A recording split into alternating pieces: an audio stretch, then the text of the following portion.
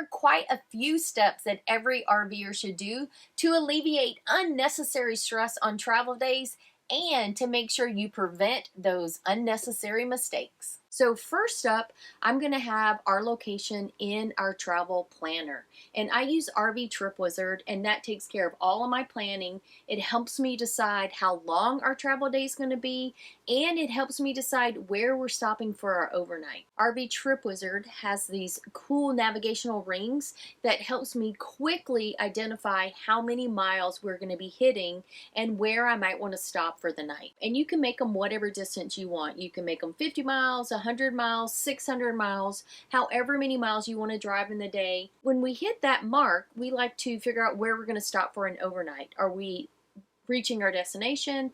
Are we doing a harvest host? Are we doing an overnight in a parking lot like a Walmart? We need to figure that out ahead of time so we are prepared for where we're going. So I have our first stop currently at Crying Eagle Brewing, and that's a harvest host. It's actually one of our favorite ones on 10.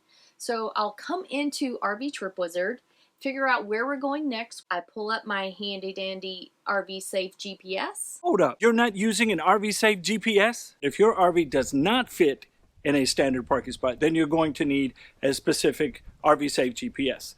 Here's why. You get to input your height, your weight, and your length, and doing so will keep you from being routed into those places where there's low bridges, low train trestles, weight-bearing bridges, things of that nature. So you want to be as safe as you can while driving. There are many options you can use for RV Safe GPS. We are currently using a Garmin. This is our second Garmin. Now you can also use RV Life's RV Safe GPS. And I have friends who use it. They swear by it. They use it exclusively and they really love it. We've also used something called Copilot. That is also an app, so that is another really good option for an RV Safe GPS. We also have an RV Safe GPS in our dash. We have onboard navigation. It's such a pain to update, we never update it anymore. So let's punch in where we're going. Please drive to highlighted route. Now this is going to give us a safe route to drive to our next location. RV Safe GPSs will have hiccups every now and then. We have friends that have had hiccups with theirs. We've talked to truckers. They've had hiccups. It happens. Keep using it. It's going to be safer than what you're currently using, especially if you're not using anything at all. And that includes Waze and Google Maps. Now, we've been to Crying Eagle Brewery several times, so I know we can fit in the parking lot. But if this was a brand new harvest host, the next thing I would do is go online to Google Maps and look at a satellite view.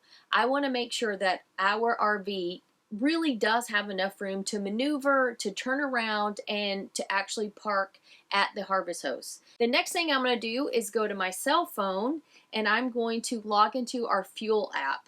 So we are using Open Roads. So I want to go in and find the cheapest fuel with our Open Roads savings, because we can save anywhere from 25 cents a gallon all the way up to we've saved over $1 a gallon. Not often, but it can happen. So I will go to our Open Roads app and I will look along the route and I will predetermine which fuel stop we're going to make before we ever even leave. And this will help us plan our stops. It'll plan where we're getting our meals if we're stopping for lunch. It helps us stay organized and show us exactly where we're going. Good morning. It is day one of our trip from San Antonio all the way to Tampa. Now that the prep work is all done, it's time to pull out those checklists and get us all packed up. Wait, you mean to tell me you're not using a checklist? Not using a checklist can lead to a lot of costly mistakes. Like the time we saw somebody pull out of their site and their awning was still out and ripped it off because they didn't look up as they were leaving, or the time that somebody's toad caught on fire because the parking brake was set. It doesn't matter what checklist you use. What matters is that you use a checklist every single time. We've been on the road for almost 5 years now, and we use our checklist every time we set up and every time we break down. We have slappers bracelets that we use as our checklist. And I just hooked up our TPMS, which is the next thing every RVer should be doing, and that is checking their tire pressure. Now, there are two ways you can check your tire pressure. You can check it with this fancy TPMS like we use, or you can do it the old-fashioned way and check each tire. What? You're not checking your tire pressure? We chose to use a TPMS, which is a tire pressure monitoring system, to monitor our tires as we're traveling down the road. Vice getting out every time we stop, coming out and manually checking each tire. With the TPMS, it gives you real-time tire pressure and real-time tire temperature, which are both crucial to having a tire incident while you're traveling. The preset monitoring alarms will let you know if your pressure is too high or if your temperature is too high, and whether they're either too low on either side. So the TPMS for us is another peace of mind safety feature that we had to have before we started. And not just on your RV, but also on your tow vehicle. We have a total of 10 sensors that we're monitoring as we go down the road. Reach out for the stars. Let's make this world ours. We can do anything. Fly away with me into the blue sea. There's nothing we can't do. Take a deep breath. Let's get away to new places. Today's the day. It's time to go to places we've never been. Adventure is waiting there. We can go anywhere. We made it to our first stop. It's a rest stop off 10 just before Houston. And we won't be stopping in Katy at Buc-ee's today because we are trying to be good. So it's a new year and we have to get in fighting shape for RV Unplugged. So I pre-staged a little something last night so we can have this, and I'm going to throw it on a salad. So rest stop to the rescue. While Stacy is prepping a couple salads, I'm going to do my normal stop and walk around, make sure all of my connections are good and tight still. I don't want anything popping off. The roads, as you know, traveling down the interstates are not the best, and you just bounce everywhere. In fact, we opened up the door after we hooked the Jeep up, and there was a screw laying there. Don't know where that came from, so I've got a little investigating to do. Another reason I get out too is to stretch my legs, just to make sure I'm not getting stiff and that I can continue to drive on these long travel days. Okay, everything's good. I can smell the salad. Getting there. I can smell it. Well, it should smell good. It smells skinny. I don't know about that. I'm feeling skinny already. Isn't it true when you eat a salad, you feel skinnier? You feel... For about 5 minutes.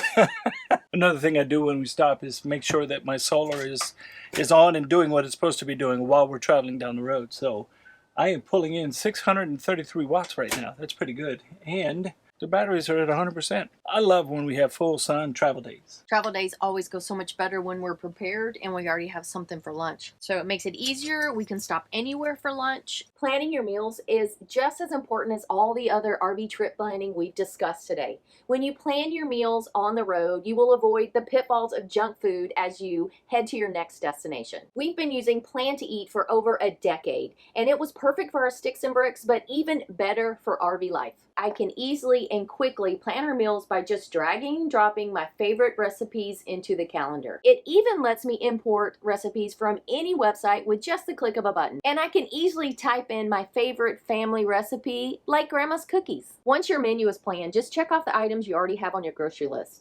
This is so helpful for RVers because you don't want to buy unnecessary items that's going to fill up our limited storage space. Then it's time for the grocery store, or if you prefer, someone else can go to the grocery store like Phil. With one membership, the whole family has access to Plan to Eat, so everyone can use the same grocery list. If you're looking to improve your nutrition and eat healthier this year, Plan to Eat is the perfect tool to help you do that. We've been using Plan to Eat forever, so we are thrilled to have partnered with them for you. They are offering you a free 14-day trial where you will get completely hooked. Plus, you'll get 25% off with our link. But fair warning, once you start using it, you won't be able to live without it. I screwed up.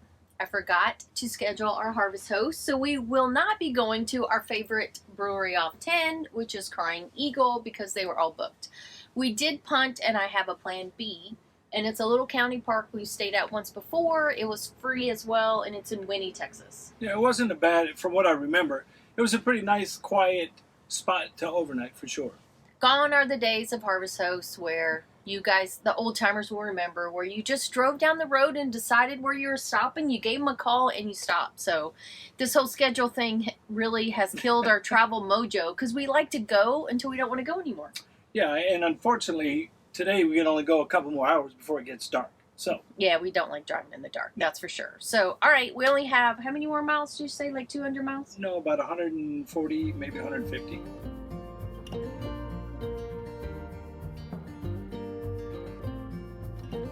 Alright, it was easy to level on this flat parking lot, so let's open it up so we can figure out what's for dinner and chill for the rest of the night, because tomorrow is going to be a long day. We have about a 7-hour drive tomorrow.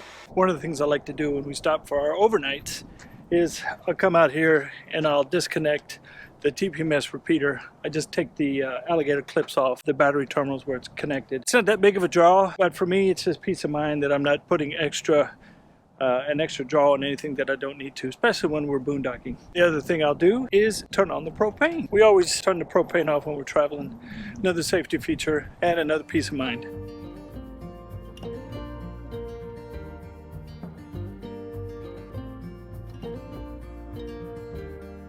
It's that time of year when we have to fill up with propane. We could go probably all year without having to fill up the propane tank, just because we only use it for cooking and when we're boondocking, and we haven't boondocked a lot this year, so she was pretty low. We needed almost 20 gallons of propane.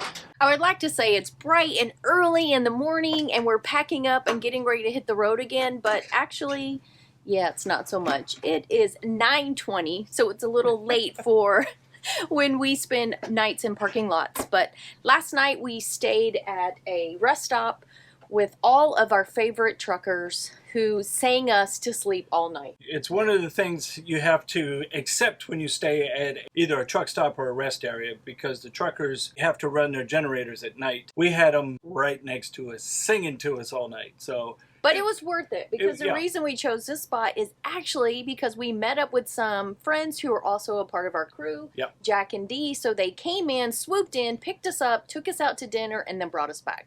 So that was a perfect reason to hear the rumble of engines all night. Yeah. Now we know, I mean, it's not a hit on the truckers. We know that's how they have to do it, and their rigs are set up completely different than ours. Yeah. So it's something that we accept. We know that it's going to happen, so either put in earplugs or just sleep sound, like I do. Or do what we normally do and not sleep at a rest stop. We know this is Yeah. not obviously our first choice for overnights, but sometimes, you know, you drive until you don't want to drive anymore, and this is what's here and available. Yeah. So you just have to be flexible, you have to go with the flow, and shockingly enough, I slept like a baby. I did too, until about 5 o'clock, but it wasn't because of the truckers. I just started stirring. So we drove 315 miles the first day and 385 miles yesterday. Yeah. So I mean, we put some rubber on the road to get where we are. So it's working out for us, and we'll be closer today. We're not going to make it into Tampa today, but we'll be much closer. Today we hit Tallahassee. and it's about 269 miles. So today is our easy day. No reason to break our speed records to get down there. Plus, who when we wants a can't get in. 9-hour driving day? Not Nobody. anybody in We this don't. rig. We No, don't. no. That's not our thing. Especially the driver. The driver does not. We just want to show you our setup and how we typically park when we overnight somewhere like this. Only half of the RV is open, and that's because we don't want to block the parking space next to us. We want to make sure we're not overhanging over the line, one, for the safety of us and our RV, and two, so trucks have access to that spot and we're not blocking that spot. We typically try to find the grassy side and park on a grassy side, and then open up only those slides on that side. It's basically the RV unwritten etiquette that you try to be mindful of those around you, especially truckers. That's their job, is to transport stuff on the interstate. So they need to be able to pull into a spot and not have to worry about some RVer who's got all his slides and steps out into Yeah. another spot, so that it impedes them. So we're always mindful of that, and most RVers are as well.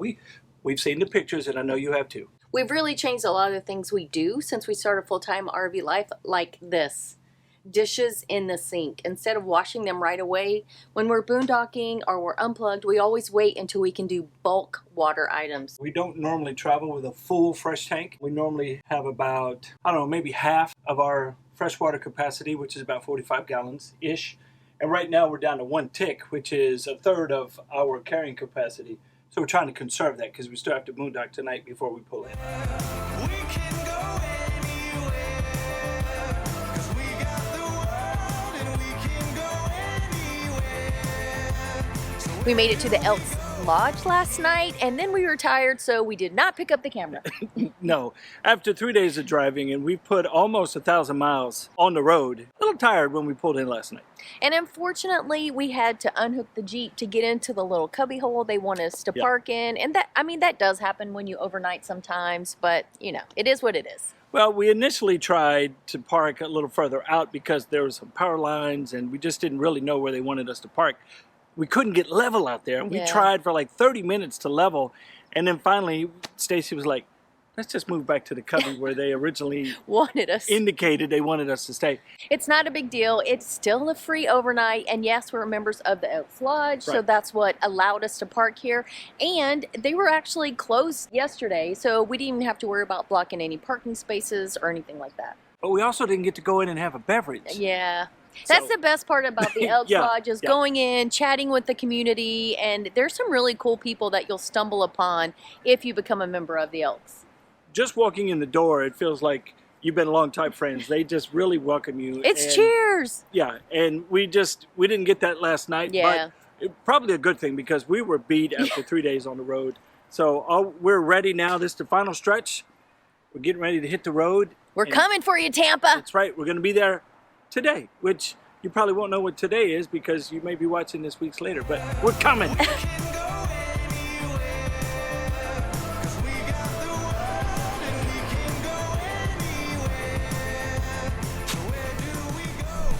We made it! We're finally here! We got in a couple hours ago, but we were setting up, doing laundry, doing all the stuff that you do after you've been traveling and boondocking for 3 days. And running into people we knew, stopping and chatting, you know, the important stuff. Definitely chatting. All right, so as you guys can see, we are here. We are at the Tampa RV show, so make sure you wear your Today is Someday merch and look for us because we're going to be handing out a ton of goodies, and we hope we see you there. A ton of goodies. A ton of goodies, while supplies last, of course. I need a bigger backpack. Oh, and make sure you keep an eye out on your social media because we will probably be going live and letting you know exactly where to find us for a couple of days while we're in the show. That's right. So you're probably going, oh yeah, social media. So subscribe to the Today is Someday on Facebook and what is it on Instagram? Today is Someday Travel. On Instagram. So just double check all your settings. Make sure you're in the know so you don't miss anything. And if you're looking for links for everything we've talked about in this video, check the description or the accompanying blog that goes with it. There you have it.